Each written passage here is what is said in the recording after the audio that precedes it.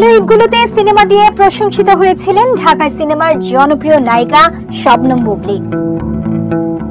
প্রহেলিকা ও দেয়ালের দেশ সিনেমা দুটি তাকে দিয়েছিল সু অভিনেত্রীর তকমা। তবে এবার কোরবানির ঈদের চিত্র ভিন্ন। রিভেঞ্জ সিনেমা দিয়ে দর্শক টানতে পারেননি বুবলী। এ কারণে ছবিটির পরিচালক মোহাম্মদ ইকবাল নিজের নির্মিতব্য বিট্রে ছবি থেকে বাদ দিয়েছেন বুবলীকে। এবার আরো একটি সিনেমা থেকে বাদ পড়লেন এই নায়িকা। চলতি বছরের রোজার ঈদে মুক্তি পেয়েছিল বুবলী অভিনীত মায়া দ্য লাভ শিরোনামের একটি সিনেমা। এই ছবির সিকুয়েল মায়া দ্য লাভ 2 নির্মাণ করছেন পরিচালক জসিমউদ্দিন জাকির। তবে এবারের দ্বিতীয় কিস্তি থেকে নাম কাটা পড়ল বুবলীর। এ প্রসঙ্গে সংবাদ মাধ্যমকে জসিম জানান, মায়া দ্য লাভ 2 ছবিটি হচ্ছে ঠিকই, তবে সিনেমাটিতে অভিনেত্রী বুবলীকে রাখতে পারছেন না তিনি।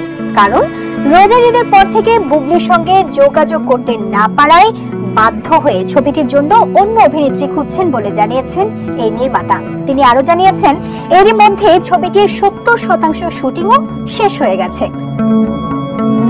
বাকি অংশের শুটিং করার প্রস্তুতিও নিয়েছিলেন তিনি। তবে 2 মাস ধরে বুবলীর সঙ্গে যোগাযোগ করতে ব্যর্থ হওয়ার কারণে মায়া 2 থেকে তাকে বাদ দেওয়ার সিদ্ধান্ত নেওয়া হয়েছে।